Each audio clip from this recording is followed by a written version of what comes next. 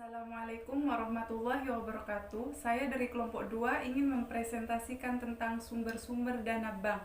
Perkenalkan, nama saya Alfirdausi. Yang pertama, di sini saya akan menjelaskan tentang pengertian sumber-sumber dana bank. Sumber-sumber dana bank adalah usaha bank dalam memperoleh dana dalam rangka membiayai kegiatan operasinya. Yang kedua, ada jenis-jenis sumber dana bank. Ada yang bersumber dari bank itu sendiri, ada yang bersumber dari masyarakat luas, dan ada yang bersumber dari lembaga lainnya. Simpanan giro. Simpanan giro menurut Undang-Undang Perbankan Nomor 10 Tahun 1998, simpanan giro adalah simpanan yang penarikannya dapat dilakukan setiap saat dengan menggunakan cek, bilet giro, sarana pemerintah, pembayaran lainnya, atau dengan cara pemindah bukuan. Pengertian simpanan. Simpanan adalah dana yang dipercayakan oleh masyarakat kepada bank dalam bentuk giro, deposito berjangka, sertifikat deposito, dan tabungan. Pengertian cek.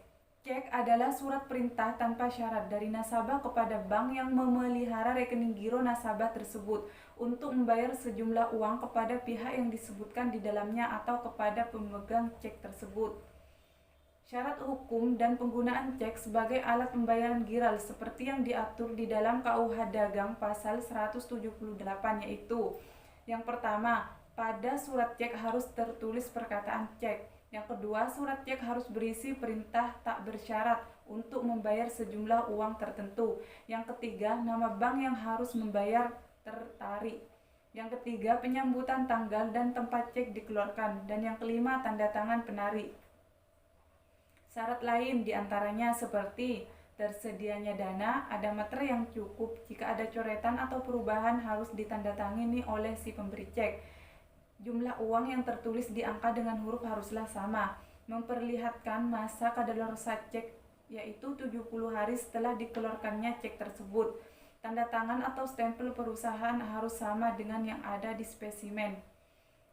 Tidak terblokir dari pihak berwenang, resip cek sudah kembali, endorsement cek benar jika ada, kondisi cek sempurna, rekening belum ditutup, dan syarat-syarat lainnya. Jenis-jenis cek. Cek atas nama.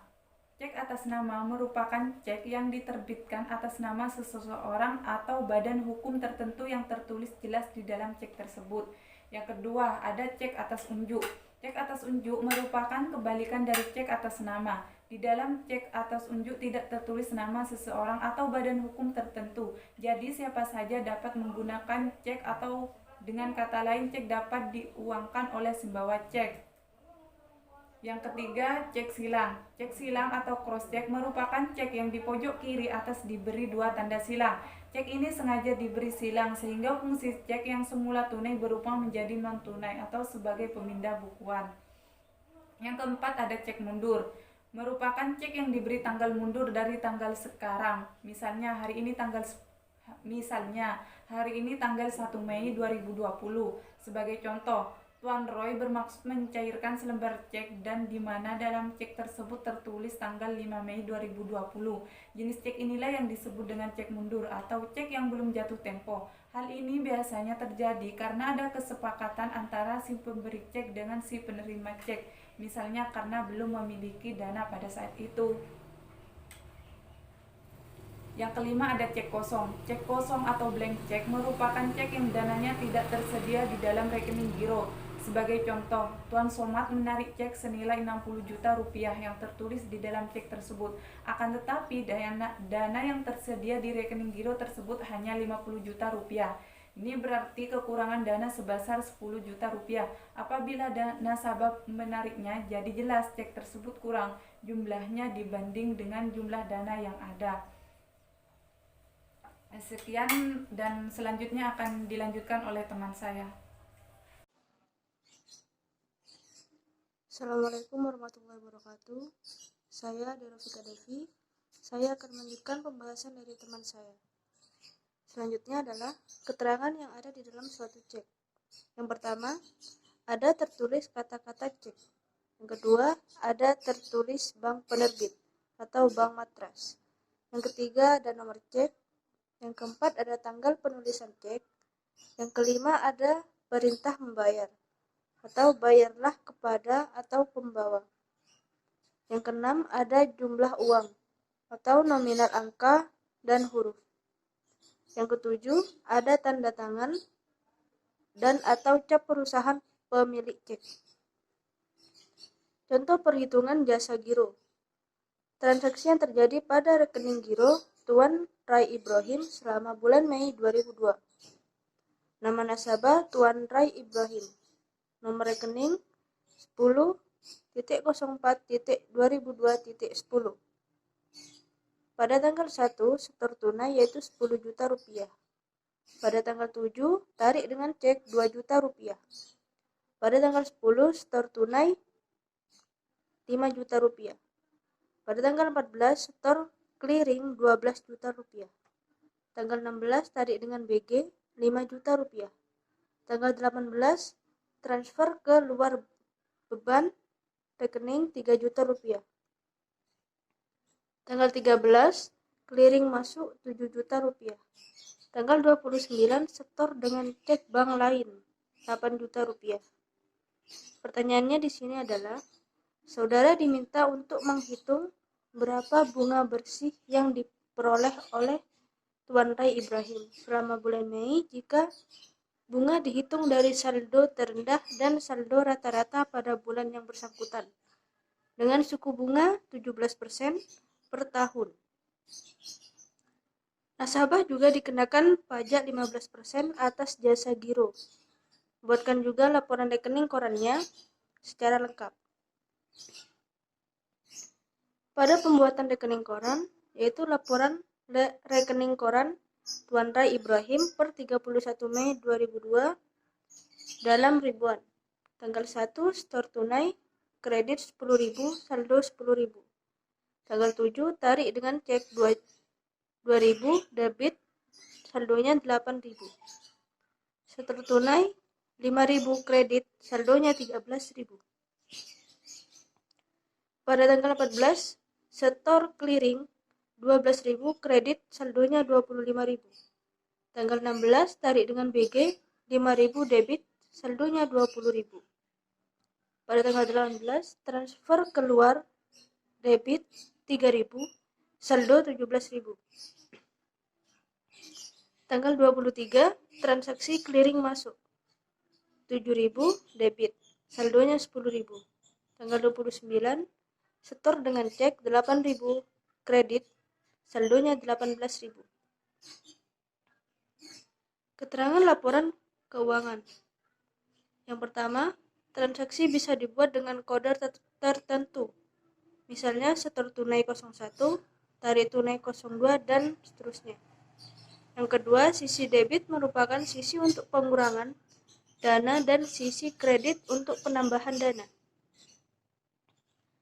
Yang ketiga, setor tunai atau setor dengan cek atau setor dengan BG akan menambah rekening nasabah atau kredit, dan tarik tunai atau tarik dengan cek atau tarik dengan BG akan mengurangi rekening atau debit.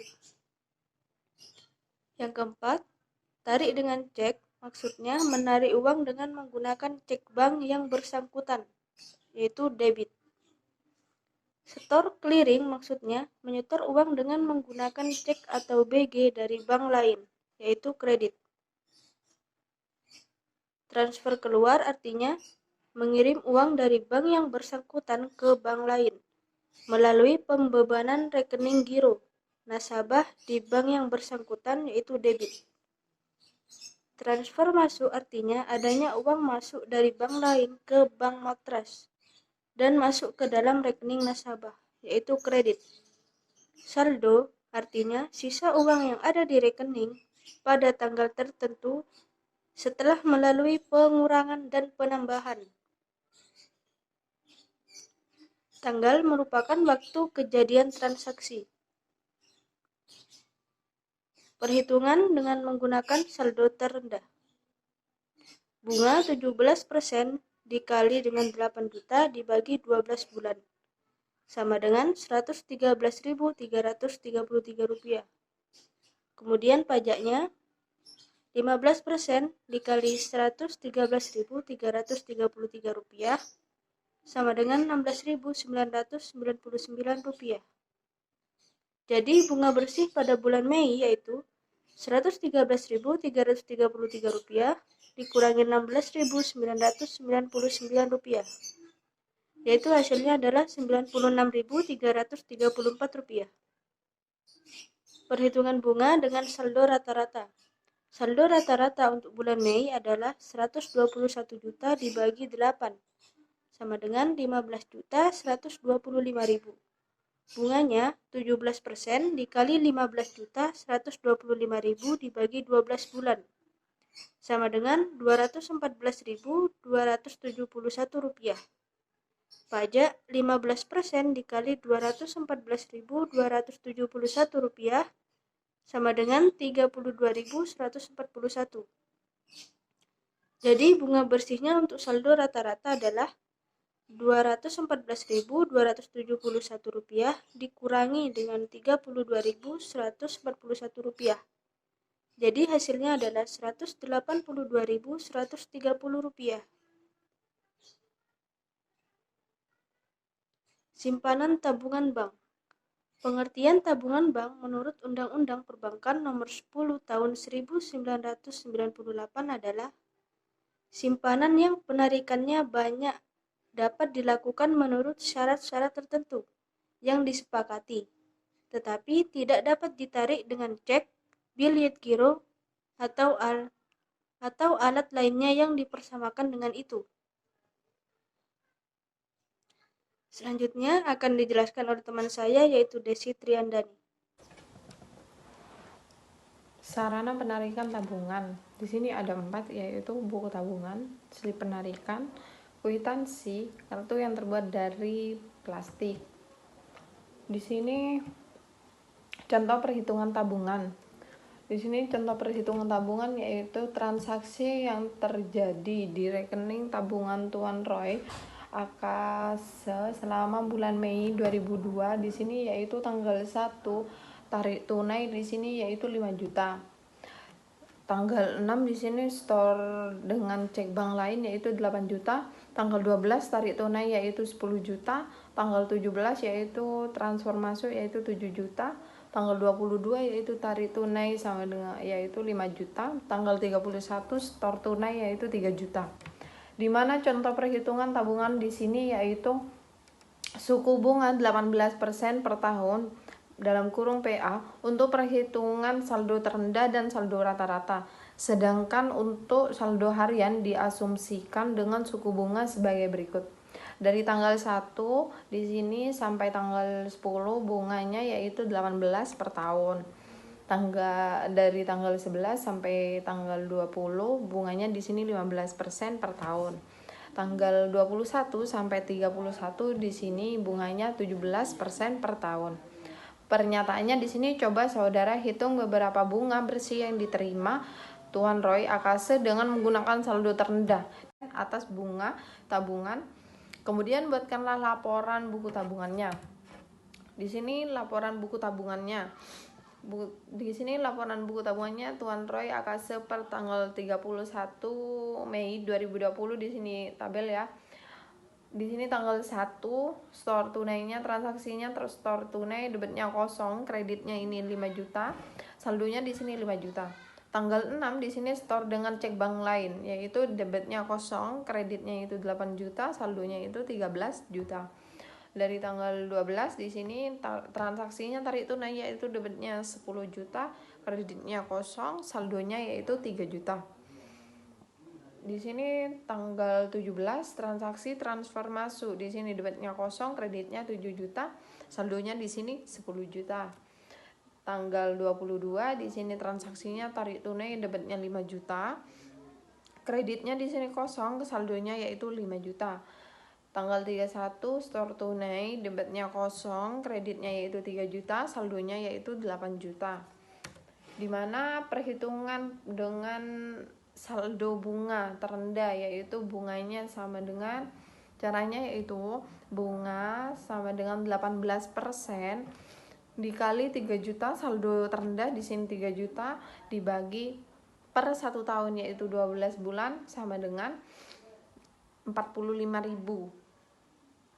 Di sini pajaknya yaitu 15% dikali 40. dikali 3 juta, saldo terendah di sini 3 juta dibagi per 1 tahun yaitu 12 bulan sama dengan 45.000. Di sini pajaknya yaitu 15% dikali 45.000, di mana 45.000 ini terdapat dari hasil bunga yang di atas, yaitu hasilnya 6.750. Jadi bunga bersihnya di sini bunga dikurangi pajak, yaitu 45.000 dikurangi 6.750 sama dengan 38.250. Itu hasilnya. Sekian presentasi yang dapat saya sampaikan. Kurangnya mohon maaf. Assalamualaikum warahmatullahi wabarakatuh.